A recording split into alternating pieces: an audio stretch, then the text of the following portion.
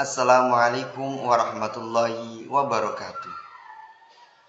Alhamdulillahilladzi amarna bisiyami Ramadan wa naffala lana bil qiyami wa tilawatil Qur'an wassalatu wassalamu ala nabiyyina Muhammadin sayyidina wa sahibil burhan wa ala alihi wa sahabatihi wa man tabi'ahum bi ihsani ila yaumil furqan amma ba'd. Pemirsa kaum muslimin yang dirahmati oleh Allah Subhanahu wa taala. Beberapa hari lagi insya Allah kita akan kedatangan tamu agung. Tamu yang diagungkan oleh Allah dan Rasulnya. Tamu agung itu tiada lain adalah bulan suci Ramadan. Bulan yang penuh keberkahan, ampunan dan rahmat bagi umat Islam di muka bumi ini. Bahkan bagi seluruh alam semesta. Karena di bulan ini adalah bulan di mana diturunkan kitab suci Al-Quran yang menjadi petunjuk kehidupan bagi seluruh manusia. Tamu ini datangnya hanya 1 tahun sekali dan kalau sudah datang tidak akan kembali lagi. Karena yang hadir setahun berikutnya adalah bulan Ramadan yang baru dengan lembaran amalan yang baru pula. Oleh karena itu, para salafus soleh selalu mendambakan kedatangan bulan Ramadan ini, kedatangan bulan Al-Quran ini, dan menyambutnya dengan berbagai persiapan agar mereka berhasil meraih banyak keberkahan di bulan puasa ini. Rasulullah Shallallahu Alaihi Wasallam sendiri selama 3 bulan sebelumnya, sebelum datangnya bulan Ramadan, telah mempersiapkan diri untuk menyambutnya. Hal ini terlihat dari doa yang beliau baca sejak di bulan Rajab, sebagaimana diriwayatkan oleh sahabat Anas bin Malik radhiyallahu an, bahwa ketika memasuki bulan Rajab, Rasulullah Shallallahu Alaihi Wasallam berdoa, Allahumma barik lana fi Rajaba wa Sya'bana wa ballighna fi Ramadan. Ya Allah, berkailah kami dalam bulan Rajab dan Sya'ban dan sampaikanlah kami pada bulan Ramadan. Hadis ini diriwayatkan oleh At-Tabrani.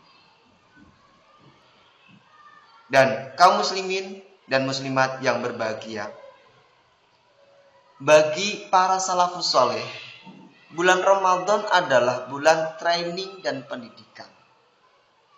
Karena di dalamnya terjadi sebuah proses di mana seorang muslim dituntut untuk lebih baik daripada bulan-bulan yang lainnya. Para ulama salaf menjadikan bulan puasa sebagai bulan penempaan bagi mereka dan bulan pembekalan diri untuk menghadapi hari-hari di luar bulan Ramadan. Maka tidak aneh ketika mendengar dari riwayat mereka yang menuturkan bagaimana mereka berhasil menghatamkan Al-Quran beberapa kali dalam 1 bulan dan tidak pernah meninggalkan qiyamul lail setiap malamnya. Mereka betul-betul memahami nilai keagungan bulan suci Ramadan, sehingga mereka berusaha menggunakan setiap detik yang ada untuk diinvestasikan dalam amal kebaikan. Sebagai contoh adalah Imam Bukhari yang dikenal sebagai ahli hadis. Beliau mempunyai aktivitas unik selama di bulan Ramadan, yaitu mengumpulkan para sahabatnya, mengajak mereka berjamaah. Bersama para sahabatnya, beliau menghatamkan Al-Quran setiap 3 malam. Dipilihnya waktu sahur sebagai waktu khataman. Sedang di siang harinya, setiap harinya beliau menghatamkan Al-Quran. Begitu. Ma'asyiral muslimin, pemirsa yang dirahmati oleh Allah Subhanahu wa taala. Pertanyaannya yang muncul adalah, apa yang harus kita persiapkan untuk menyambut datangnya bulan Ramadan? Tentu banyak hal yang perlu kita persiapkan, baik secara fisik, mental. Namun, saya kira ada beberapa hal yang perlu kita persiapkan sejak dini. Di antaranya adalah, yang pertama, kita harus membersihkan diri kita.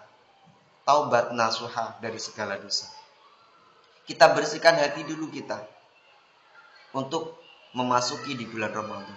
Yang kedua adalah menjaga hati dan dari berbagai penyakit yang bisa merusaknya. Yang ketiga, harus ada tekad sepenuh hati untuk berubah menjadi insan yang bertakwa. Yang keempat, memahami karakter Ramadan yang berbeda di bulan-bulan lainnya. Yang kelima, ya tentunya harus kita pelajari hukum berpuasa, bagaimana berpuasa yang baik, sunnah-sunnah yang ada di dalam bulan puasa, sunnah-sunnah yang harus kita ketahui ketika kita berpuasa.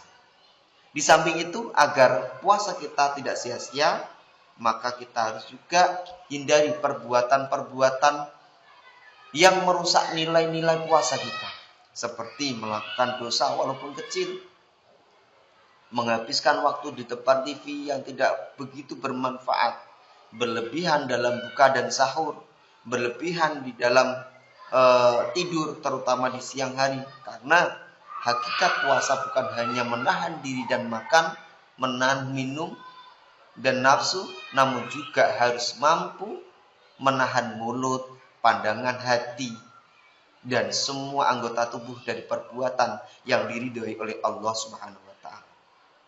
Rasulullah SAW bersabda, barang siapa tidak mampu meninggalkan perkataan dan perbuatan yang bohong, maka Allah tidak sudi untuk membalas lapar dan dahaganya. Tidak ada manfaatnya kecuali lapar dan dahaga puasanya ketika orang-orang tidak dapat menghindarkan perbuatan-perbuatan yang tidak bermanfaat. Demikian beberapa persiapan yang perlu kita siapkan dalam rangka menyambut bulan yang agung, tamu yang agung. Semoga Allah senantiasa memberikan kesehatan, memberikan panjang umur kepada kita, sehingga bisa menjalankan aktivitas kita di bulan Ramadan. Dan Allah selalu menolong kita dalam menjalankan ibadah puasa dan mengisinya hari-harinya dengan berbagai amal soleh.